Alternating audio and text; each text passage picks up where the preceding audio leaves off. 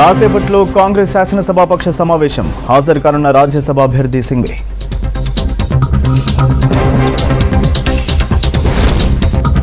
రాష్ట్ర వ్యాప్తంగా ఘనంగా సర్వాయి పాపన్న జయంతి, బడుగు వర్గాల్లో పాపన్న చైతన్యం తెచ్చారన్న నేతలు. పరకాల అభివృద్ధిపై మంత్రి పొంగులేటి రివ్యూ, ఎంపీ కావ్యతో కలిసి అభివృద్ధి పనులకు శంకుస్థాపన. తెలుగు రాష్ట్రాల్లో మొదలైన రాఖీ పౌర్ణమి సందడి, మార్కెట్లలో ఆకట్టుకుంటున్న రకరకాల రాఖీలు.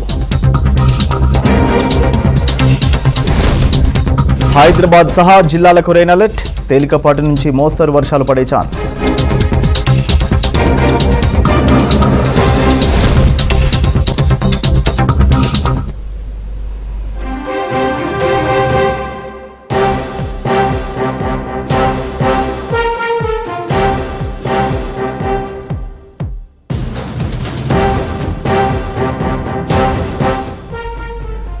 కాసేపట్లో హైదరాబాద్ లో కాంగ్రెస్ శాసనసభాపక్ష సమావేశం జరగనుంది. నానక్రామ్గూడలోని హోటల్ షెరటాన్లో పీసీసీ చీఫ్ ముఖ్యమంత్రి రేవంత్ రెడ్డి అధ్యక్షతన సీఎల్పీ భేటీ కానుంది.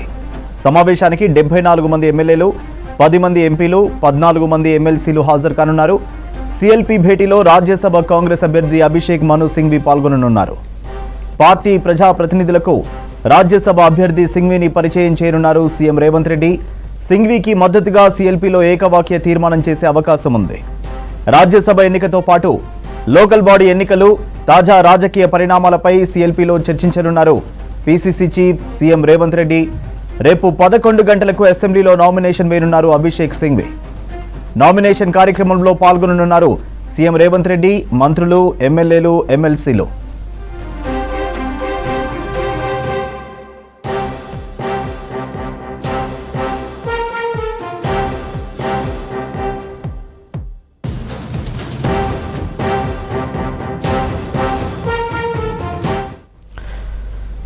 డీటెయిల్స్ రాజు అందిస్తారు. రాజు, సీఎల్పీ భేటీకి సంబంధించి అప్డేట్స్ ఏంటి?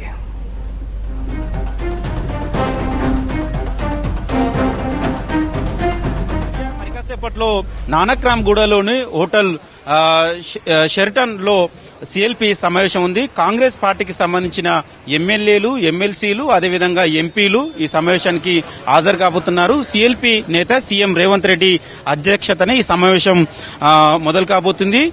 7 గంటలకు షెడ్యూల్ ప్రకారంగా 7 గంటలకు ఈ సమావేశం ఉంది. ఇప్పటికే శాసనసభ్యులు ఒక్కొక్కరుగా ఈ హోటల్కు చేరుకుంటున్నారు. ప్రధానంగా రాజ్యసభ ఎన్నికలకు సంబంధించిన అంశంపైన ఈ సీఎల్పీ సమావేశంలో చర్చించే అవకాశం ఉంటుంది. ఎందుకంటే తెలంగాణ నుంచి రాజ్యసభ సంబంధించిన ఉప ఎన్నిక ఉంది. కేశవరావు తన రాజ్యసభ సభ్యత్వానికి రాజీనామా చేయడంతో తెలంగాణ నుంచి ఆ రాజ్యసభ సంబంధించిన ఉప ఎన్నికను నిర్వహిస్తుంది. మొత్తం దేశవ్యాప్తంగా 9 రాష్ట్రాల నుంచి 12 రాజ్యసభ సీట్లకు ఈ ఉప ఎన్నికలు జరగబోతున్నాయి. అయితే తెలంగాణ నుంచి ఏఐసీసీ నేత అభిషేక్ మను సింఘ్వి బరిలో ఉండబోతున్నారు. 3-4 రోజుల క్రితమే ఏఐసీసీ అభ్యర్థిని కూడా ఖరారు చేసింది. అభిషేక్ మను సింఘ్వి ఇవాళ హైదరాబాద్కి వచ్చి డిప్యూటీ సీఎం బట్టి విక్రమార్క, అదేవిధంగా మంత్రి ఉత్తమ్ కుమార్ రెడ్డిని ఉదయం కలిశారు. కొద్దిసేపటి క్రితం ఈవినింగ్ అవర్స్ లో సీఎం రేవంత్ రెడ్డిని ఆయన నివాసానికి వెళ్లి మర్యాదపూర్వకంగా కలిశారు. అయితే రేపు ఈయన నామినేషన్ దాఖలు చేయనున్నారు.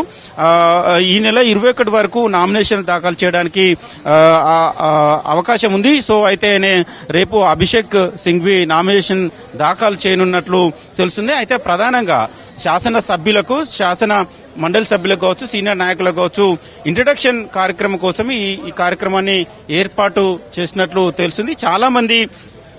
చాలా మంది నేతలు అభిషేక్ సింఘ్వితో గతంలో పరిచయం ఉన్నప్పటికీ కూడా తెలంగాణ నుంచి రాజ్యసభ అభ్యర్థిగా బరిలో ఉండబోతున్నారు కాబట్టి ఆయనకు పరిచయ కార్యక్రమం, అదేవిధంగా తెలంగాణలో 8 నెలల కాలంలో తెలంగాణలో కాంగ్రెస్ పార్టీ అధికారంలోకి వచ్చిన తర్వాత చేసిన సంక్షేమ పథకాలు కావచ్చు, ప్రధానంగా రైతు రుణమాఫీ అంశం కావచ్చు, ఇవన్నీ అభిషేక్ సింఘ్వికి చెప్పడంతో పాటు తెలంగాణలో 8 నెలల కాలంలో చేసిన సంక్షేమ పథకాలను ప్రజలకు తీసుకెళ్లేలాగా ఎమ్మెల్యేలు, ఎమ్మెల్సీలు అదేవిధంగా ఎంపీలు పనిచేయాలని ఒక దిశానిర్దేశం చేసే అవకాశం అయితే కనబడుతుంది.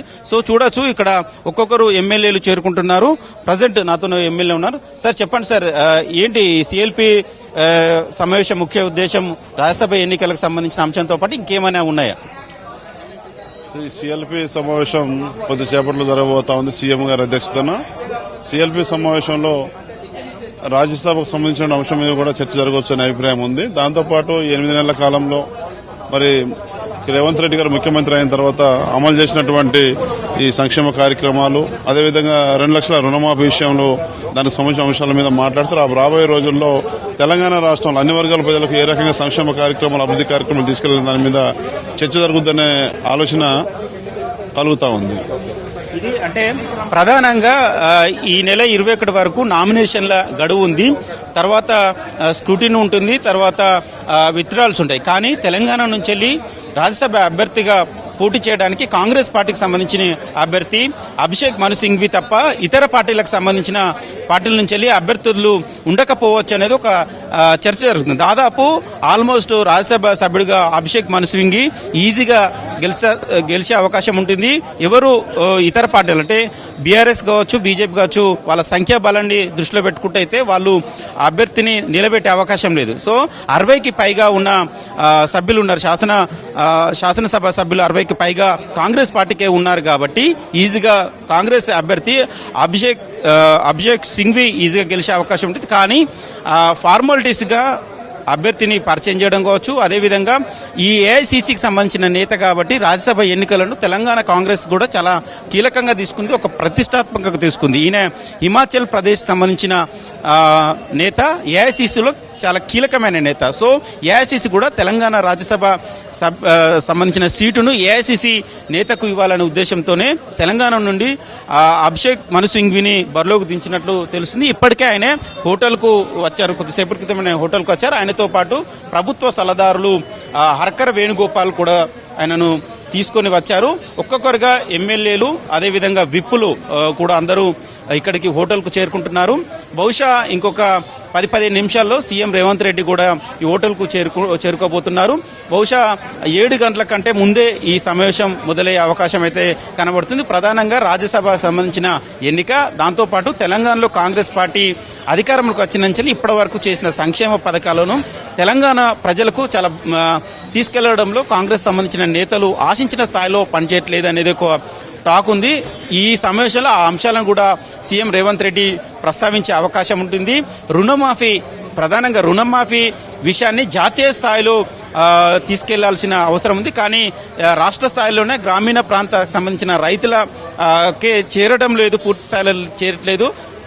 ఏకకాలంలో 2 లక్షల రుణమాఫీ చేసిన కాంగ్రెస్ ప్రభుత్వం ఆశించిన స్థాయిలో మైలేజ్ రావట్లేదు అనేది ఒక చర్చ ఉంది. దానిపైన కూడా ఇవాళ శాసనసభకు సంబంధించిన సభ్యులను, శాసన మండలికి సంబంధించిన సభ్యులను, అదేవిధంగా ఎంపీలకు ఒక దిశానిర్దేశం చేస్తారనేది కాంగ్రెస్ పార్టీలో చర్చ జరుగుతుంది. బహుశా సీఎం ఈ అంశాలతో పాటు ఇంకా ఇతర అంశాల మీద మాట్లాడే అవకాశం ఉన్నట్లు తెలుస్తుంది. సూర్య. రైట్, థ్యాంక్ యూ రాజు. మహిళలు అన్ని రంగాల్లో ఉన్నత స్థాయికి చేరుతున్నా సమాజంలో ఇంకా చిన్న చూపే కనిపిస్తోందన్నారు మంత్రి సీతక్క. ప్రతి మహిళను అక్కా చెల్లెలుగా భావించి తోడుగా నిలవాలన్నారు సీతక్క. ములుగు కాంగ్రెస్ ఆఫీసులో జరిగిన ముందస్తు రాఖీ వేడుకల్లో మంత్రి సీతక్క పాల్గొన్నారు. పార్టీ సీనియర్ నేతలు, నాయకులు, అభిమానులకు రాఖీ కట్టిన మంత్రి సీతక్క పండుగ శుభాకాంక్షలు తెలిపారు. అందరికీ మరి సోదరులకు, సోదరిమణులకు ఈ సమాజంలో, ఈ రాష్ట్రంలో, ఈ దేశంలో అక్కా చెల్లెళ్ళ అనుబంధానికి ప్రతీకగా అన్నా చెల్లెలు, అక్క తమ్ముడు, అన్నా చెల్లెల అనుబంధానికి ప్రతీక మరి రాఖీ పౌర్ణమి. ప్రతి సంవత్సరం నేను కూడా రాఖీ పౌర్ణమి మన ములుగు నియోజకవర్గ అభిమానులు, కాంగ్రెస్ పార్టీ కార్యకర్తలు, నాయకులు, ప్రజలు, వివిధ శాఖల ఉద్యోగులు, ఈ ప్రాంతంలో పనిచేసేటువంటి ప్రతి ఒక్కరిని, మీడియా సోదరులు, ఈ నియోజకవర్గ ప్రజలందరూ కూడా మా కుటుంబంగా భావిస్తూ ప్రతి సంవత్సరం ఒకరోజు ముందు రాఖీ సెలబ్రేషన్స్ ములుగులో నిర్వహించుకుంటా ఉన్నాం. ఈసారి కూడా మరి ఒకరోజు ముందుగానే మన ములుగు నియోజకవర్గ ప్రజలతోటి, అభిమానులతోటి, అన్న తమ్ముళ్ళతోటి ఈ యొక్క రాఖీ సెలబ్రేషన్స్ చేసుకోవడం చాలా ఆనందదాయకం. ప్రతి అక్క చెల్లె ఈరోజు కోరుకునేది సమాజంలో గౌరవము, గుర్తింపు, కుటుంబ సభ్యుల అన్న తమ్ముల సపోర్టు. ఆ రకమైనటువంటి సపోర్టుతో మరి వారి జీవితాలలో ఘనంగా ఎదగాలని, నిలబడాలని, ఉన్నత స్థానంలోకి రావాలని ప్రతి ఆడపడుచు కోరుకుంటా ఉంది. సోదరి మల్లను ఎదగనిద్దాం, వాళ్లకు తోడుగా ఉందాం. వాళ్ళ ఎదుగుదలలో వాళ్ళ యొక్క మంచిలో, వాళ్ళ యొక్క చెడులో ఒక ఆడబిడ్డకు మన ఇంట్లో అయితే ఎట్లాంటి ఆదరణ ఉంటుందో రోడ్డు మీద పోయేటువంటి ఆడ మనిషికి, సోదరి మల్లకు కూడా అలాంటి సపోర్టును, అలాంటి మంచి దృక్పథం, అలాంటి గౌరవించే స్వభావాన్ని ప్రతి ఒక్కరూ కూడా సంతరించుకోవాలని ఈ సందర్భంగా కోరుతూ, ఆడవాళ్ళందరికీ కూడా ఈ యొక్క రక్షాబంధన్ ఎంతో ఆత్మీయత పంచేటువంటి రక్షాబంధన్. సర్వాయి పాపన్న గౌడ్ 374వ జయంతి వేడుకలను రాష్ట్ర ప్రభుత్వం అధికారికంగా నిర్వహించింది. రాష్ట్ర వ్యాప్తంగా సర్వాయి పాపన్న విగ్రహాలకు నివాళులర్పించారు ప్రజలు. నిజాం నిరంకుశ పాలనకు వ్యతిరేకంగా చేసిన పోరాట పటిమను గుర్తు చేసుకున్నారు. మరోవైపు సర్వాయిపేట గ్రామాన్ని పర్యాటకంగా అభివృద్ధి చేసేందుకు నిధులు మంజూరు చేశామన్నారు డిప్యూటీ సీఎం బట్టి విక్రమార్క.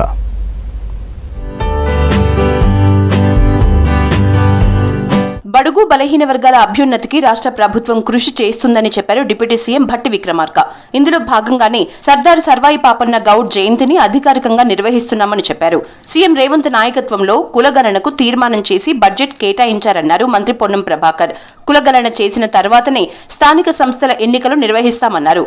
కల్లుగీత కార్మికులకు సేఫ్టీ మోకులిస్తున్నామన్నారు. హైదరాబాద్ రవీంద్ర భారతిలో జరిగిన వేడుకలకు ముఖ్య అతిథిగా హాజరయ్యారు డిప్యూటీ సీఎం భట్టి, మంత్రి పొన్నం, బీసీ సంఘాల లీడర్లు. పాపన్న గౌడ్ గారికి సంబంధించి అధికారికంగా మనం ఈరోజు ఈ కార్యక్రమం జరుపుకోవటమే కాకుండా ఇంకా భవిష్యత్ తరాల వారికి కూడా వారి జీవితం స్ఫూర్తిదాయకంగా ఉండటం కోసం ఈ రాష్ట్ర ప్రభుత్వం తరఫు నుంచి వారు పుట్టినటువంటి సర్వాయిపేట విలేజ్ ఒక టూరిజం సెంటర్ లాగా దాన్ని అభివృద్ధి పరిస్తే వారి జీవిత చరిత్ర తెలుసుకొని స్ఫూర్తి పొందుతారనే ఆలోచనలతో రాష్ట్ర ప్రభుత్వం తరఫు నుంచి ఈరోజు 4,70,00,000 రూపాయలని ఈ టూరిజం ఈ కేంద్రాలను అభివృద్ధి పరచడానికి ఈరోజు జీవో కూడా ఇష్యూ చేయడం జరిగింది. రాజ్య అధికారం కోసం బడుగు వర్గాల్ని ఏకం చేసిన పోరాట యోధుడు సర్దార్ సర్వాయి పాపన్న అన్నారు మంత్రి పొన్నం ప్రభాకర్. హైదరాబాద్ గాంధీ భవన్ లో పీసీసీ కల్లుగీత కార్మిక విభాగం నిర్వహించిన సర్వాయి పాపన్న గౌడ్ 374వ జయంతి వేడుకల్లో పాల్గొని నివాళులర్పించారు పొన్నం. కార్యక్రమంలో PCC working president MLC Mahesh Kumar Goud, Rajya Sabha సభ్యులు అనిల్ కుమార్ యాదవ్, కల్లుగీత కార్మిక విభాగం అధ్యక్షులు నాగరాజు గౌడ్ పాల్గొన్నారు.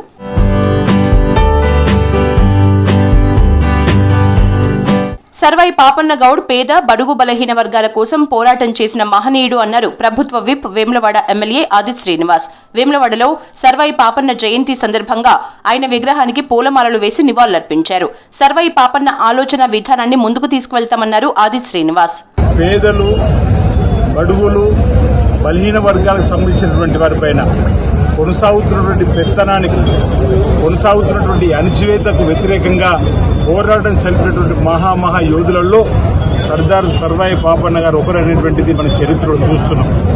ఇప్పుడు కాదు, 300 సంవత్సరాల క్రితం, 350 సంవత్సరాల క్రితమే అణచివేతకు గురిగా పడుతున్నటువంటి పేదల ప్రక్షాళన పోరాటం చేసినటువంటి మహోన్నతమైన వ్యక్తి.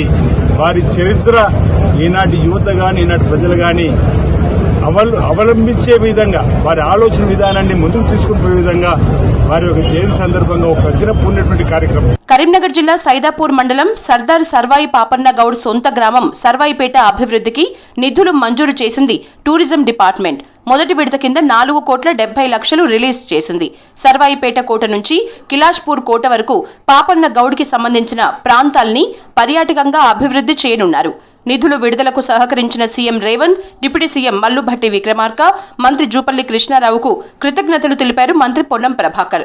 ఈ ప్రాంతం అభివృద్ధి చేయటం ద్వారా పాపన్న చరిత్ర ప్రపంచానికి తెలుస్తుందన్నారు మంత్రి.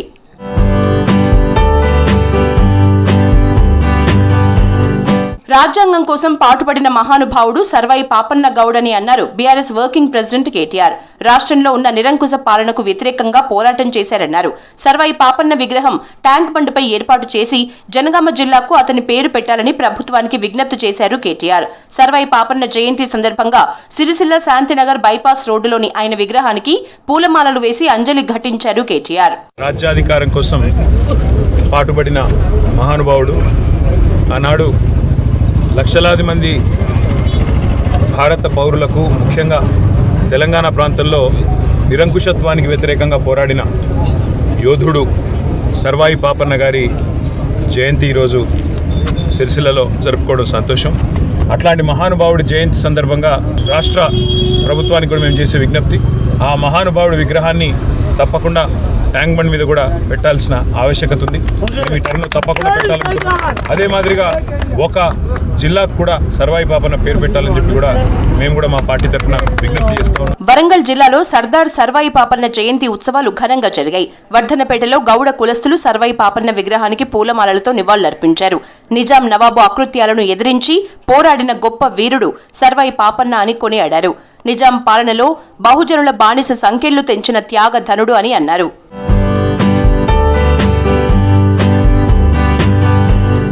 రాష్ట్ర వ్యాప్తంగా సర్వాయి పాపన్న గౌడ్ జయంతి వేడుకలు జరిగాయి.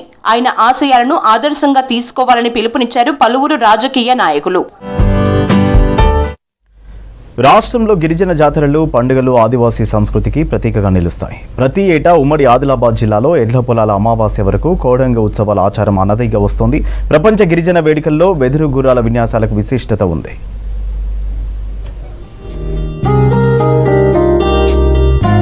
ఉమ్మడి ఆదిలాబాద్ జిల్లా ఆదివాసీలు శతాబ్దాల చరిత్ర ఉన్న దేవతలను ఆరాధిస్తున్నారు. భిన్నమైన ఆచారాలు, విభిన్న సంప్రదాయాలతో ప్రత్యేకతను చాటుతున్నారు గిరిజనులు. కొండలు, గుట్టలు, గుహాల్లో కొలువైన ఆరాధ్య దైవాలను దర్శిస్తారు.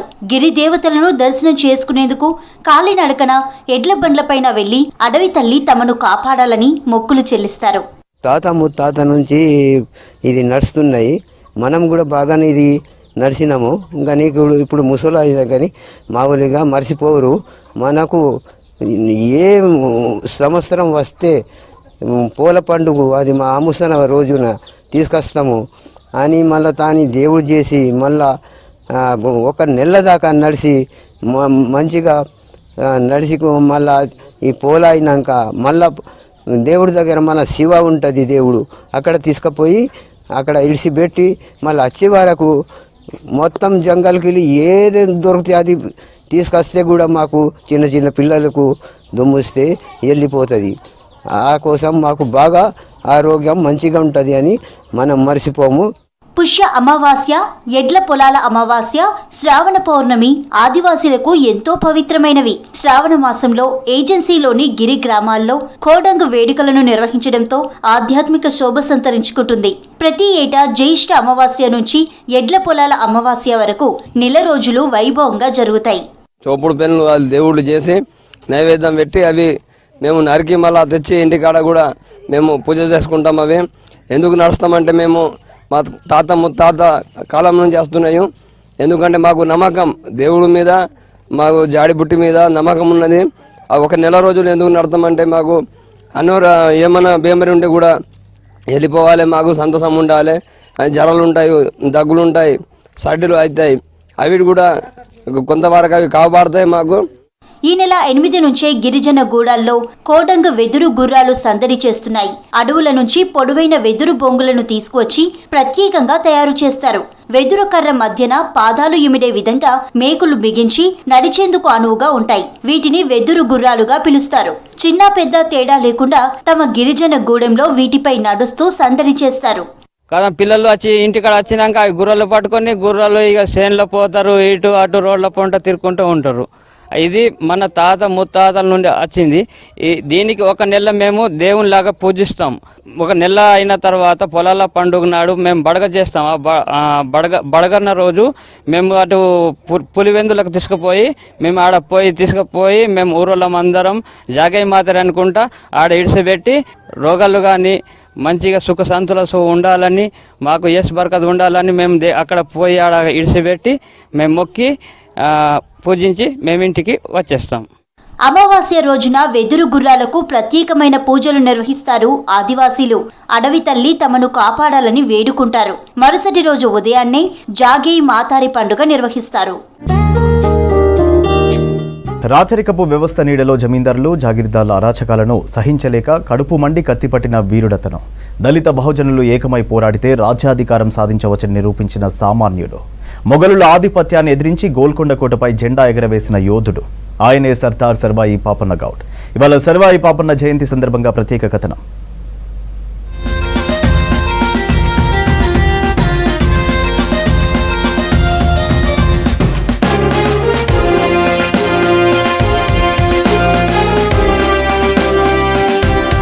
తెలంగాణ ప్రాంతాన్ని పట్టిపీడిస్తున్న మొఘల్ పాలకుల అరాచకాలను, భూస్వాములు, దొరల గుత్తాధిపత్యాన్ని ఎదిరించిన వీరుడు సర్దార్ సర్వాయి పాపన్న గౌడ్. తానే సొంతంగా ఒక రాజ్యాన్ని ఏర్పాటు చేసుకుని గోల్కొండ కోటనే ఏలిన యోధుడు.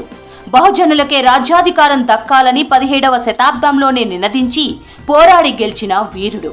ఈ విషయం ఇప్పటి తరాలకు చాలా మందికి తెలియదు. చరిత్రలోని కీలక ఘట్టాలను రాసిన చరిత్రకారులు ఈ యోధుడిని కావాలనే పక్కన పెట్టారనే వాదన ఉంది.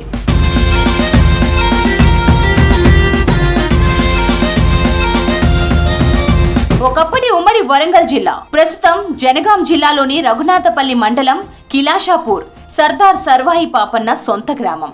1650 ఆగస్టు 18న గౌడ కులంలో పుట్టిన పాపన్న చిన్నతనంలోనే తండ్రిని కోల్పోయాడు. తల్లి సర్వమ్మే అన్ని తానే అతన్ని పెంచి పోషించింది. చిన్నతనం నుంచి జమీందార్లు, దొరల అరాచకాలను చూస్తూ పెరిగిన సర్వాయి పాపన్నలో సహజంగానే రాచరికపు వ్యవస్థపై వ్యతిరేకత పెరుగుతూ వచ్చింది. తల్లి కోరిక మేరకు గౌడ కులవృత్తిని చేపట్టారు సర్వాయి పాపన్న. అయితే దొరలు, మొఘల్ సామ్రాజ్య సైనికుల చేతుల్లో ఎదుర్కొన్న అవమానాలు వారిపై వ్యతిరేక భావాన్ని ఆయనలో పెరిగేలా చేశాయి.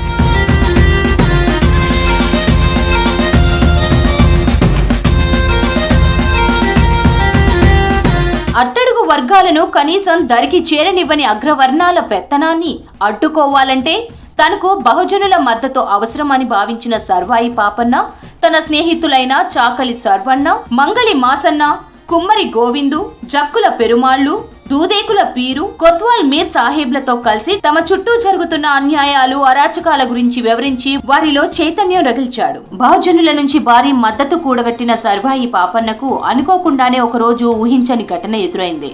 గ్రామాల్లో శిస్తులు వసూలు చేసుకుని గోల్కొండ కోటకు తిరిగి వెళ్తున్న సైనికులు సర్వాయి పాపన్న కళ్ళు గీసే తాటి చెట్ల దగ్గర ఆగి ఎప్పట్లాగే ఉచితంగా కళ్ళు తాగారు. ఇదే టైంలో తన స్నేహితుడిపై దాడి చేయడానికి ప్రయత్నించాడు ఓ సైనికుడు. దీంతో అక్కడికక్కడే ఆ సైనికుడి మెడ నరికేశాడు పాపన్న. తనపై దాడికి వచ్చిన మిగతా సైనికులను అంతమొందించాడని చరిత్ర చెబుతోంది.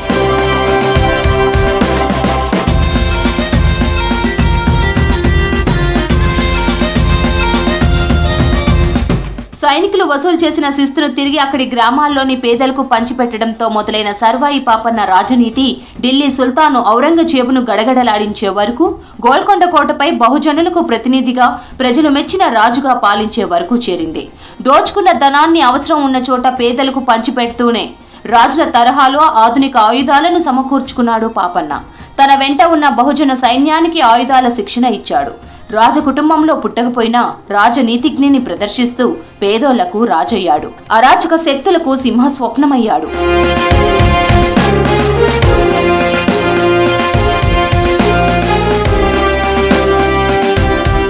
కాకతీయుల పాలన ముగిసిన 300 ఏళ్ల తర్వాత 1650 నుంచి 1709 వరకు పాపన్న ప్రస్థానం కొనసాగింది. సర్దార్ చరిత్రను ఆంగ్లేయ కవి జేఏ బోయెల్ ఇండియన్ ఆంటిక్వరీ పత్రికలో 1874లో రాశారు. పాపన్న వీరత్వానికి గుర్తుగా లండన్ మ్యూజియంలో విగ్రహాన్ని ఏర్పాటు చేశారు. చరిత్రను పరిశోధించి తెలుగు యూనివర్సిటీ మాజీ వీసీ దివంగత ఆచార్య పేర్వారం జగన్నాథం పీహెచ్డీ తీసుకొని పాపన్న తెలంగాణ ప్రాంతంలోని కిలేషాపురానికి చెందిన వాడని నిరూపించారు. మరికొందరు కవులు పాపన్న చరిత్రను వెలుగులోకి తెచ్చారు. తెలంగాణ రాష్ట్రం ఏర్పడిన తరువాత సర్వాయి పాపన్న గౌడ్ జయంతిని అధికారికంగా నిర్వహిస్తున్నారు.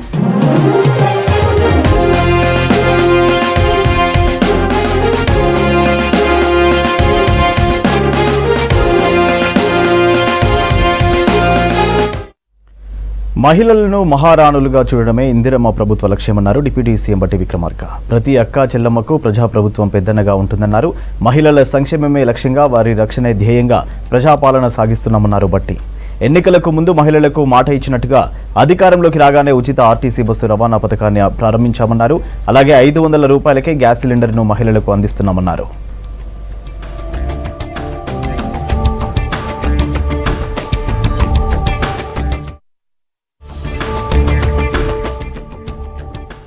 అదేవిధంగా డ్వాక్రా మహిళా సంఘాలను ఆర్థికంగా బలోపేతం చేయడానికి వడ్డీ లేని రుణాలను ఇచ్చామన్నారు డిప్యూటీ సీఎం. మహిళలకు ఆర్థిక స్వావలంబన కల్పించడానికి ఈ 5 ఏళ్లలో వడ్డీ లేని రుణాలు మొత్తం 1,00,000 కోట్ల రూపాయలు అందిస్తామన్నారు బట్టి. మహిళలను మహాలక్ష్మిగా మా ప్రభుత్వం చూసుకుంటుందన్నారు. మహిళా లోకానికి ఒక అన్నగా, ఒక తమ్ముడిగా ఎప్పుడు అండగా ఉంటామన్నారు బట్టి. రాఖీ పౌర్ణమి సందర్భంగా సోదరీమణులకు రాఖీ శుభాకాంక్షలు చెప్పారు డిప్యూటీ సీఎం.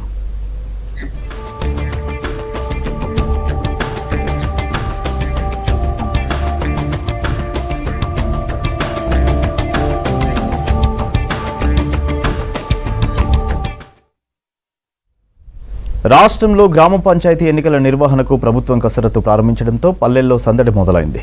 పల్లెల్లో ఎక్కడ చూసినా పంచాయతీ ఎన్నికల గురించి చర్చ జరుగుతుంది. కానీ మంచిర్యాల జిల్లా దండేపల్లి మండలం గూడెం గ్రామంలో పరిస్థితి దీనికి భిన్నంగా ఉంది. ఇక్కడ పంచాయతీ ఎన్నికలకు సంబంధించి ఎలాంటి సందడి హడావిడి కనిపించడం లేదు. ఇప్పుడే కాదు, దాదాపు 4 దశాబ్దాల నుంచి అదే పరిస్థితి ఉంది. అసలు ఎందుకు ఎన్నికలు జరగడం లేదో ఈ స్టోరీలో చూద్దాం.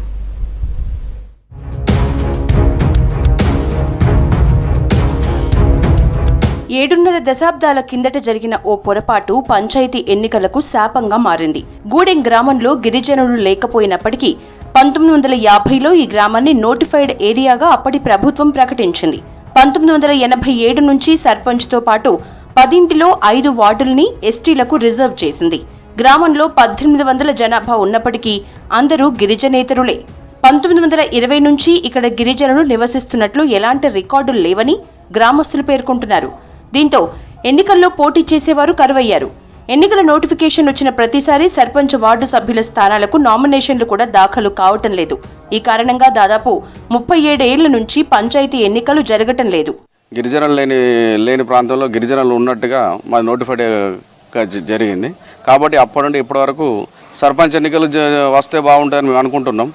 మాకు సర్పంచ్ కానీ వార్డు మెంబర్లు కానీ అలాంటిది కూడా ఏదీ లేదు. ఏమున్నా ఎంపీటీసీ, ఎంపీడీఓ, స్పెషల్ ఆఫీసర్ వీళ్ళే చూసుకుంటున్నారు. ఊరు మాత్రం ఎలాంటి అభివృద్ధి కూడా జరగలేదు. గూడెంలో పంచాయతీ పాలకవర్గం లేకపోవడంతో స్పెషల్ ఆఫీసర్ల పాలన కొనసాగుతోంది. సర్పంచ్, ఉప సర్పంచ్, వార్డు సభ్యులు లేకపోవడం వల్ల గ్రామంలోని సమస్యల పరిష్కారం గురించి పట్టించుకునే దిక్కు లేకుండా పోతోంది. మా గూడెం గ్రామంలో సర్పంచ్ ఎన్నికలు జరగక గత దాదాపుగా ఒక 25 సంవత్సరాలు 30 సంవత్సరాలుగా వస్తుంది. కాబట్టి ఇక్కడైతే ఎస్టీలు ఎవరు లేరు. అయినా కానీ ఇక్కడ ఎస్టీగా రిజర్వ్ చేసి ఇక్కడ ఎలక్షన్ జరగకుండా ఇబ్బంది చేస్తుండ్రు. కాకుంటే ఈడ మా అభివృద్ధికి అయితే నోచుకోకుంటున్నది ఇప్పటి వరకు. ఇకనైనా ఇప్పుడు వచ్చే సర్పంచ్ ఎలక్షన్ అయినా కానీ కలెక్టర్ గారు కానీ పైన కానీ ఎవరైనా కానీ చూసి ఇప్పటికైనా మా అక్కడ ఎస్టీలు లేరు కాబట్టి జనరల్ చేసి సర్పంచ్ ఎలక్షన్కు సహకరించి అభివృద్ధికి సహకరించాలని కూడా కోరుతాం. సమస్యల్ని అధికారులు, ప్రజాప్రతినిధులు దృష్టికి తీసుకువెళ్లేవారు కరువయ్యారు. దీంతో దశాబ్ద కాలంగా గ్రామ అభివృద్ధి కుంటుపడటమే కాకుండా కనీస మౌలిక సదుపాయాలకు కూడా నోచుకోలేకపోతున్నామని ఆవేదన వ్యక్తం చేస్తున్నారు గ్రామస్తులు. ఏండ్ల కిందట నిర్మించిన గ్రామ పంచాయతీ బిల్డింగ్ సైతం శిథిలావస్థకు చేరుకుంది. గూడెం పంచాయతీ ఎలక్షన్ జరగకపోవడం వల్ల ఏమవుతుందంటే సర్పంచ్ లేకపోవడం వల్ల చాలా ఇబ్బందులు ఎదుర్కోవాల్సి వస్తుంది. కొన్ని సమస్యలు వచ్చినప్పుడు కూడా అసలు ఎవరు చెప్పుకోవాలని కూడా అర్థం కాకపోతుంది. అదొకటి. మళ్ళీ ఏదైనా ఇలా ఊళ్ళైనా కొని అమ్మడానికి కూడా చాలా ఇబ్బంది పడుతున్నాం. ఏదైనా బయట విలేజ్ వచ్చి కొనడానికి కూడా ఇబ్బంది పడుతున్నారు. ఖచ్చితంగా ఇది 1 ఆఫ్ ది 7 తీసేసి జనరల్గా మార్చాలని రాష్ట్ర ప్రభుత్వం కానీ కేంద్ర ప్రభుత్వాన్ని కోరుతున్నాం. తమ గ్రామాన్ని నోటిఫైడ్ ఏరియా నుంచి తొలగించి పంచాయతీ ఎన్నికలు జరిగేలా చర్యలు తీసుకోవాలని గ్రామస్తులు ఆందోళనలు చేస్తున్నారు. ఉన్నత అధికారులకు ప్రజాప్రతినిధి దృష్టికి తీసుకువెళ్తున్నారు. రిజర్వేషన్లు మార్చాలని పలుమార్లు సామూహిక నిరాహార దీక్షలు చేపట్టారు. ధర్నాలు, రాస్తారోకోలు చేశారు. అయినప్పటికీ ప్రభుత్వాలు స్పందించడం లేదని ఆవేదన వ్యక్తం చేస్తున్నారు. పంచాయతీ ఎన్నికల్లో పోటీ చేయాలనే ఉత్సాహం, గ్రామంలోని సమస్యల పరిష్కారానికి తమ వంతు కృషి చేయాలనే పట్టుదలతో పలువురు ఉన్నప్పటికీ వారికి నిరాశ మిగిలిపోతోంది. 1980 నుండి ఇప్పటి వరకు ఎలక్షన్స్ లేదు. మాకు జనరల్గా ఎలక్షన్ జరగాలని విన్నవిస్తున్నాను. అభివృద్ధి ఏమి లేదు, అంతా నాశనమే. అందుకొరకు దీన్ని ఎట్టి పరిస్థితుల్లో జనరల్గా చేసి తీర్మానం చేయాలని నేను విన్నవించుకున్నాను. రాష్ట్ర ప్రభుత్వం పంచాయతీ ఎన్నికలకు గ్రీన్ సిగ్నల్ ఇచ్చిన నేపథ్యంలో ఈసారైనా గూడెంలో ఎన్నికలు నిర్వహించాలని కోరుతున్నారు గ్రామస్తులు. మహబూబాబాద్ జిల్లా సిరోల్ మండలం కాంపల్లిలో వృద్ధురాలిపై కోతుల గుంపు దాడి చేసింది. గ్రామానికి చెందిన కౌసల్య ఇంటి దగ్గర పనిచేసుకుంటున్న క్రమంలో కోతులు ఒక్కసారిగా దాడి చేయడంతో తీవ్ర గాయాలయ్యాయి. కుటుంబ సభ్యులు వృద్ధురాలిని చికిత్స కోసం మహబూబాబాద్ ఏరియా హాస్పిటల్కు తరలించారు. అధికారులు స్పందించి గ్రామంలో సంచరిస్తున్న కోతుల నివారణకు చర్యలు చేపట్టాలని డిమాండ్ చేశారు స్థానికులు.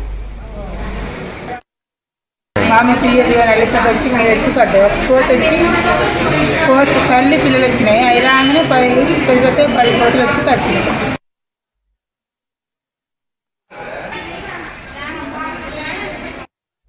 ఇవి bulletin updates. Keep watching V6 news.